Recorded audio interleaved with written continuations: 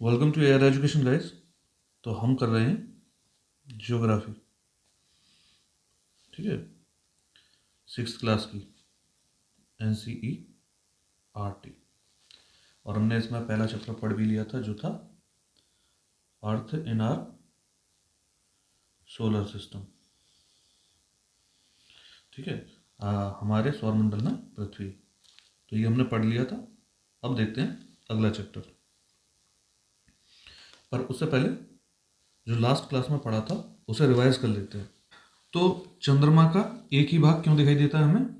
क्योंकि ये जितने टाइम में अपने धुरी पे घूमता है उतने ही टाइम में पृथ्वी का भी एक चक्कर लगाता है, और वो कितना टाइम में? 27 डेज। इसलिए हमें चंद्रमा का एक ही भाग दिखाई देता है। पृथ्वी का जोड़वा ग्रह कौन सा है? पृथ्वी का जोड़वा ग्रह है शुक्र। सूर्य का तीसरा सबसे नजदीक ग्रह, वो याद करो, वो क्या था? My very efficient mother just served us nuts. तो फर्स्ट, सेकंड और थर्ड। तो तीसरा कौन सा हो गया? ई फॉर अर्थ, यानी कि पृथ्वी। तो तीसरा सबसे नजदीक ग्रह कौन सा है? पृथ्वी है, ठीक है। आगे देखते हैं। ध्रुव तारे से किस दिशा का ज्ञान होता है? तो मैंने बताया था उत्तर दिशा को इंगित करता है ध्रुव तारा। क्षुद्र ग्रह किन दो ग्रहों के बीच पाए जाते हैं? मैंने बताया था ना, पट्टी पाई जाती है एक, मार्स और जुपिटर के बीच। तो यहाँ क्या पाए जाते हैं? क्षुद्र ग्रह पाए जाते हैं। तारों द्वारा निर्मित विशिष्ट आकृतियां क्या कहलाती हैं? नक्षत्र मंडल कहलाते हैं।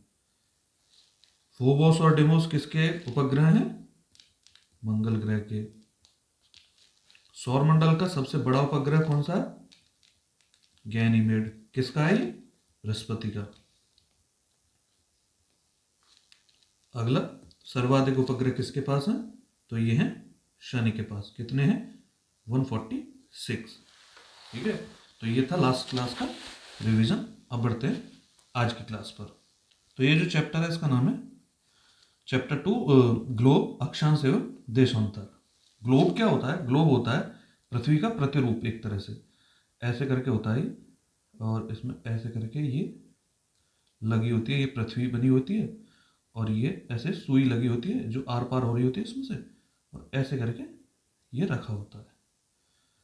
तो ये जो सुई है जहां से एंट्री करती है और जहां से एग्जिट करती है, अब ऐसे ऐसे ये घूमता है, ठीक है। इनको क्या बोलते हैं? ध्रुव बोलते हैं, ठीक है।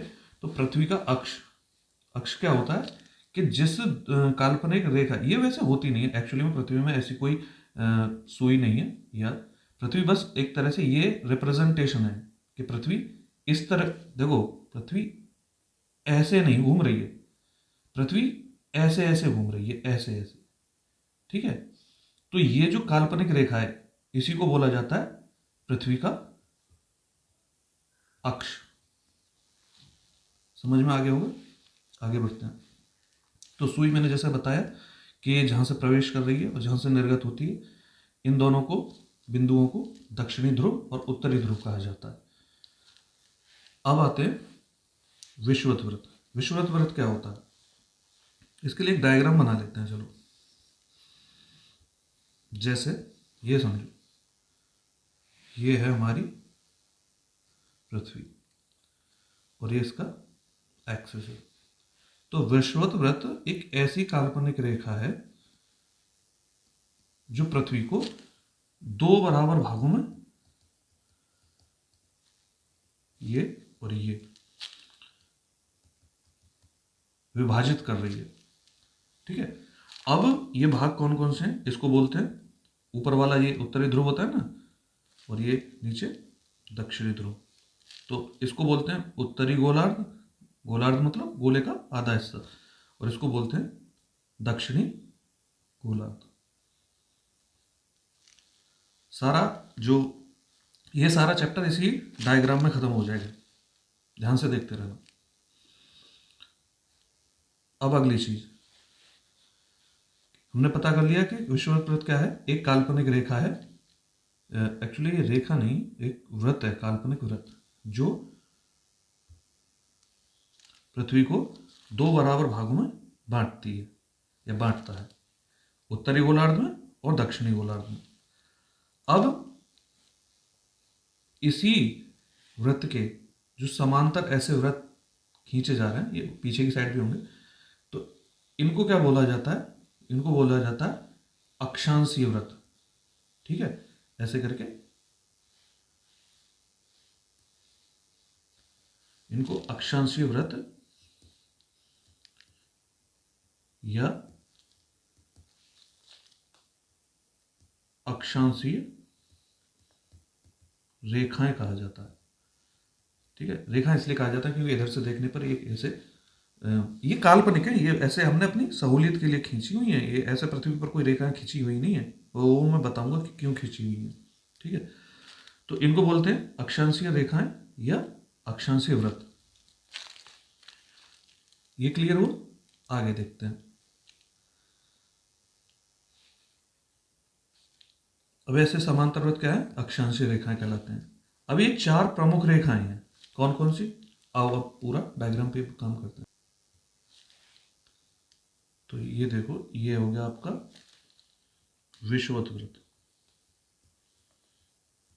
ठीक है, और चार प्रमुख रेखाएं ना, तो एक वृत्त है ये आपका, और एक वृत्त है आपका ये है, इसको बोलते हैं कर्क रेखा। चार प्रमुख रेखाएं कौन कौन सी? एक है कर्क रेखा, दूसरी है मकर रेखा, तीसरी है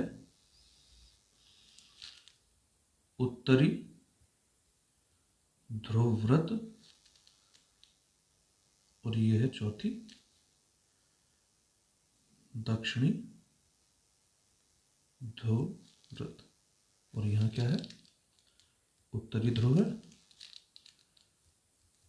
और यहां दक्षिणी ध्रुव है। अब क्योंकि पृथ्वी आपकी ऐसे है और ये विषुवत वृत्त है और ये ध्रुव है, तो ये गोले का एक चौथाई भाग हो गया, तो इसकी वैल्यू क्या होगी? 90 डिग्री। इस वाली पॉइंट की 90 डिग्री वैल्यू होगी ना यहां से। तो उत्तरी ध्रुव और दक्षिणी ध्रुव की वैल्यू कितनी होती है? 90 डिग्री। इसी तरह उत्तरी ध्रुवव्रत जो कि यहां है और दक्षिणी ध्रुवव्रत जो यहां है, इनकी वैल्यू होती है 66.5। इसकी उत्तर वो लिखा जाएगा और इसकी 66.5 दक्षिणी ध्रुव लिखा जाएगा। तो उत्तरी और दक्षिण इसलिए लिखा जाता है कि महाराष्ट्र में, एग्जाम्पल दे रखा है इसी में, एक जगह है चंद्रपुर, ये भी 20 डिग्री पे है, और जो बेला हॉरिजोंटे है ये ब्राजील में एक जगह है, ये भी 20 डिग्री पे है। हमें कैसे पता चलेगा कि ये किस साइड है विषुवत वृत्त के? तो इसलिए इनको लिखा जाता है, क्योंकि बेला हॉरिजोंटे दक्षिणी ध्रुव में है, सॉरी दक्षिणी गोलार्ध में है, तो इसके आगे दक्षिणी लिखा जाएगा, द लिखा जाएगा, या इसको इंग्लिश में एस लिख देते हैं, और चंद्रपुर के 20 डिग्री के आगे एन लिखा जाएगा। ऐसे ही कर्क रेखा और ये मकर रेखा, इन दोनों की वैल्यूज क्या है? 23.5 नॉर्थ यानी कि उत्तर, और 23.5 दक्षिण यानी कि साउथ। ये चार प्रमुख रेखाएं हैं। अब इस जोन को, ये जो जोन है कर्क रेखा से लेकर मकर रेखा का, ठीक है, इसे बोलते हैं उष्ण कटिबंधीय प्रदेश या क्षेत्र। क्यों? क्योंकि साल में कभी ना कभी, देखो एक चीज और समझाता हूं, एक डायग्राम और बनाता हूं। ये आपकी अर्थ है, ये आपका सन है, ठीक है। तो अर्थ पे क्या होगा कि ये दो एक ऐसे इलाके होते हैं कि जहां पे सूर्य की किरणें सीधी पड़ती हैं, मतलब ये जो घूम रही होती है ना पृथ्वी ऐसे अपनी धुरी पे भी, और ऐसे जब चक्कर लगा रही होती है, तो यहां से लेकर यहां तक और यहां से लेकर यहां तक साल में एक बार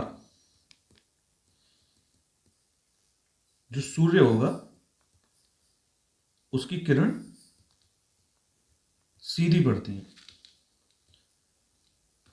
ठीक है, इससे आगे अगर आप जाते हैं, ये जो क्षेत्र है, इस क्षेत्र से आगे अगर आप जाते हैं, इस वाले से और इस वाले से, इससे आगे कभी भी सूर्य की किरणें सीधी नहीं पड़ती। तो यहां और ये क्या होता है, इसीलिए ये सबसे गर्म क्षेत्र होता है विषुवत वृत्त का, ये गर्म क्षेत्र है। इसके बाद ये जो क्षेत्र है इसको बोलते हैं शीतोष्ण कटिबंध। ठीक है, और इसे भी शीतोष्ण कटिबंध कहते हैं। इसको शीतोष्ण इसलिए कहते हैं, मैं बताता हूं। देखो ये क्या है, उत्तरी ध्रुव तक, सॉरी, ये वाला इलाका जो होता है, यहां कभी भी सूर्य की किरणें सीधी नहीं आती, हमेशा कभी भी क्षितिज से ऊपर जा ही नहीं पाती। जैसे वो लेंस से आपने कभी ना कभी ये एक्सपेरिमेंट किया ही होगा कि जैसे कागज को जलाना वगैरह वगैरह, तो वो क्या करता है कि वो प्रकाश को एक ही बिंदु पर केंद्रित कर देता है, वहां वो चीज जलने लगती है। तो अगर एक ही बिंदु पर प्रकाश पड़ेगा, कम जगह पर प्रकाश पड़ेगा, तो वो ज्यादा ऊष्मा उस जगह पर एकत्रित होगी। ऐसे ही क्या होगा कि अगर वो जो डाइवर्जेंस लेंस होता है वो क्या करता है, प्रकाश को फैला देता है। तो ज्यादा इलाके में अगर प्रकाश फैलेगा तो ऊष्मा का वितरण हो जाएगा। ऐसे ही जब सूर्य की किरणें जहां सीधी पड़ेंगी वहां पे क्या होगा, ज्यादा गर्मी रहेगी, जहां फैल जाएंगी वहां पे कम गर्मी पड़ेगी, वहां ठंड का मौसम रहेगा। जैसे कि अब ये ऐसे समझ लीजिए, यहाँ सीधे पड़ेंगी और यहाँ पे तिरछी होती चली जाएंगी, और दूर जाएंगी तो और तिरछी होती चली जाएंगी। तो ज्यादा इलाके में फैलेगा प्रकाश तो ऊष्मा कम प्राप्त होगी। तो ये वाले जो इलाके होते हैं, ये क्या होते हैं, यहाँ बहुत ज्यादा ठंड पड़ती है, यहाँ बहुत ज्यादा गर्मी पड़ती है, और ये वाला होता है मिड एरिया, इसीलिए इसको शीतोष्ण बोलते हैं। ये इलाका हो गया, यहाँ पे भी इनको भी शीत कटिबंध कहते हैं। तो ये चीज आई होप कि मैं क्लियर कर पाया हूँ। तो ये मैंने बता दिया कि विषुवत 0 डिग्री, कर्क रेखा 23.5 उत्तरी गोलार्ध में, और मकर रेखा दक्षिणी गोलार्ध में 23.5, उत्तरी ध्रुव व्रत 66.5 उत्तरी गोलार्ध में, और दक्षिणी ध्रुव व्रत 66.5 दक्षिणी गोलार्ध में। कर्क रेखा से मकर रेखा का क्षेत्र उष्ण कटिबंध, मकर रेखा से उत्तरी ध्रुव व्रत शीतोष्ण कटिबंध, सॉरी, मकर रेखा से जो ध्रुव व्रत, यानी कि मकर रेखा से कौन सा होगा, दक्षिणी ध्रुव व्रत होगा, और कर्क रेखा से उत्तरी ध्रुव व्रत होगा, वो क्या होंगे, शीतोष्ण कटिबंध होंगे। दक्षिणी ध्रुव व्रत से लेकर दक्षिणी ध्रुव तक की वो होंगे शीत कटिबंध। उत्तरी ध्रुव व्रत से उत्तरी ध्रुव व्रत तक ये क्या होगा, ये भी होगा शीत कटिबंध। अब जैसे मैंने बताया था ना महाराष्ट्र वो क्यों लिखते हैं, वो ये उदाहरण उसका दे रखा है। अब एक और चीज है कि मान लीजिए मॉरिशस जो हिंद महासागर में है वो भी 20 डिग्री उत्तरी गोलार्ध में पड़ता है, और टोंगा द्वीप जो कि प्रशांत महासागर में है वो भी 20 डिग्री उत्तरी गोलार्ध में पड़ता है। तो पता कैसे चलेगा कि किस जगह के बारे में बात कर रहे हैं। तो ऐसे में एंट्री होती है देशांतर रेखाओं की, जिन्हें यामोत्तर भी कहा जाता है। अब ये देशांतर रेखाएं क्या है, बेसिकली कुछ नहीं है, ये हमने अपनी सहूलियत के लिए बनाई है। ये उत्तरी ध्रुव, ये दक्षिणी ध्रुव, इनको मिलाते हुए जो भी रेखाएं खींची जाती हैं, ठीक है, उनको बोला जाता है देशांतरी रेखाएं, यानी कि इनको अंग्रेजी में कहते हैं लॉन्गिट्यूड। ठीक है, और जो अक्षांश है उनको बोलते हैं लैटिट्यूड। इसको याद करने का सिंपल सा है कि लेटी हुई रेखाएं क्या होती हैं, अक्षांशीय, मतलब ऐसे ऐसे, और जो बची वो लॉन्गिट्यूड यानी कि देशांतरी, ठीक है। तो इनके जो बीच की दूरी है, अब ये देखो, अगर एक सेकेंड, अगर आप ऐसे रेखाएं खींचते हैं तो इनकी दूरी जो होगी वो ध्रुवों की साइड कम होती जाएगी, तो इनके बीच की दूरी ध्रुवों की साइड कम होती जाती है, ठीक है। इनको अंशों में गिनते हैं, फिर उसके बाद मिनट में और फिर सेकंड में। क्यों गिनते हैं वो अभी बताऊंगा मैं, इसका क्या रीज़न है और उसका समय से कैसे रिलेशन है। ये क्या होते हैं, ये अर्धवृत्त होते हैं, और जो अक्षांशीय रेखा होती है वो पूर्ण वृत्त होती है, ऐसे होती है, और ये होती है अर्धवृत्त, ऐसे खिंचे हुए होते हैं। क्योंकि ये उधर वाली जो होगी ना, जैसे इधर वाली, वो अलग होगी, अपोजिट होगी। इनके बीच की दूरी ध्रुवों की ओर घटती जाती है। ये मुख्य यामोत्तर, अच्छा देखो, तो विषुवत वृत्त में तो ये मान लिया हमने कि ये 0 डिग्री है। अब इसमें कैसे पता चलेगी, क्योंकि ये तो सारी इनकी लंबाई समान ही होती है। तो सभी देशों ने क्या किया, डिसाइड किया कि एक जगह है ग्रीनिच, ब्रिटेन में, यूके में, ठीक है। तो इस जगह को माना जाएगा 0 डिग्री यामोत्तर, ठीक है, इसको मान लिया जाएगा 0 डिग्री। और यहाँ से जैसे ये हो गया ना, यहाँ से ये जैसे मान लिया ये 0 डिग्री है, और यहाँ से इधर की साइड वाले जो होंगे उनको बोला जाएगा पूर्वी यामोत्तर, और यहाँ से इधर वालों को बोला जाएगा पश्चिमी यामोत्तर, ठीक है। और जब आप यहाँ से ऐसे ऐसे गिनना शुरू करेंगे ना, तो 1 2 3 4 5 6 7 8 ऐसे, तो ये 179 तक होंगे। और जो 180 होगा, 180 ईस्ट और 180 वेस्ट, ये दोनों एक ही रेखाएं हैं, देखिए 180 पूर्व और 180 पश्चिमी यामोत्तर, दोनों एक ही रेखा पर स्थित है। आई होप ये एक चीज क्लियर हुई होगी। अगर आपसे कभी पूछा जाए कि अक्षांशीय रेखाओं की संख्या कितनी है, तो अक्षांशीय रेखाएं कितनी होंगी, आप सीधा कह सकते हैं 90 डिग्री पे उत्तरी ध्रुव, 90 डिग्री पे दक्षिणी ध्रुव, तो इंटू कर दिया और ये बन गए 180। पर एक चीज है कि जो उत्तरी ध्रुव वाला है, जो उत्तरी ध्रुव है वो वृत्त नहीं है, वो क्या है, बिंदु के रूप में है। और जो दक्षिणी ध्रुव है वो भी बिंदु के रूप में है। तो 2 कम -2 कितनी बची, 178। अब 178 तो बची, पर एक और तो है 0 डिग्री, विषुवत वृत्त भी तो है एक वृत्त, तो +1 यानी कि 179। तो कुल कितने हैं, 179। चलिए अब आगे समझते हैं। तो आगे है देशांतर और समय में क्या रिलेशन होता है। देखो होता क्या है कि ये जैसे आपकी पृथ्वी है और ये है सूर्य, ठीक है। सॉरी फॉर माय ड्राइंग, ये पृथ्वी है, तो ये ऐसे ऐसे घूम रही है। तो इस वाले हिस्से पे पहले प्रकाश पड़ेगा, यहाँ जो जगह होगी, और जो यहाँ जगह होगी वहाँ पे देर में प्रकाश पड़ेगा। तो यहाँ पहले सुबह होगी, यहाँ अगर ये वाली जगह पहले पहुँचेगी ना, इस पे प्रकाश पहले पहुँचेगा, जब ये घूम जाएगी तो यहाँ प्रकाश पहुँचेगा। तो यहाँ सुबह कैसे होगी, यहाँ सुबह जल्दी होगी और यहाँ सुबह देर से होगी। तो समय की गणना करने के लिए, ठीक है, समय की गणना करने के लिए एक यामोत्तर को, जो मैंने बताया ना, यामोत्तर, प्रमुख यामोत्तर जो 0 डिग्री है, वो है ग्रीनिच से होकर जो गुजरती है, उसको 0 डिग्री मान लिया गया। अब यहाँ पे जो दोपहर में जब यहाँ 12 बजे होंगे, उसी हिसाब से इस पूरे यामोत्तर पे हर जगह 12 बजे होंगे, क्योंकि यहाँ सूर्य सर के ठीक ऊपर होगा। अब पृथ्वी 24 घंटे में 360 डिग्री घूम जाती है, मतलब एक चक्कर ऐसे अपना एक घूर्णन पूरा कर लेती है। तो 1 घंटे में कितना करेगी, 50 डिग्री घूम रही होगी, और 4 मिनट में 1 डिग्री। तो मान लो कि अगर 1 डिग्री ऐसे घूमती है, अगर पृथ्वी अपनी जगह से ऐसे 1 डिग्री घूमती है, तो यहाँ के और यहाँ के समय में कितना अंतर होगा, 4 मिनट का। समझ में आ रही है ना चीज़ें। ये आपका ग्रीनिच है, इसको मान लिया हमने मुख्य यामोत्तर। तो इससे ये वाली जो जगह होंगी, यहाँ पे पहले सूर्य आएगा, तो यहाँ पहले सुबह होगी।